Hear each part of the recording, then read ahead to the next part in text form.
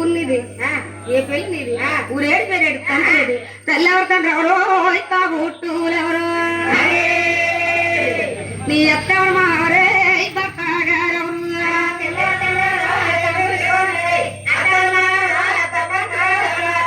ఓయ్ తాతయ్య నువ్వు చూడగా అన్నీ అడుగుతున్నావు నువ్వు చూడగా అన్నీ అడుగుతున్నావు నువ్వెవరా అని అడుగుతున్నట్ట అటువంటి సమయంలోను రావణ అన్నాడు అమ్మాయి నేను ఎవరైనా అడుగుతున్నావా 7 గంటలు వాడి దగ్గర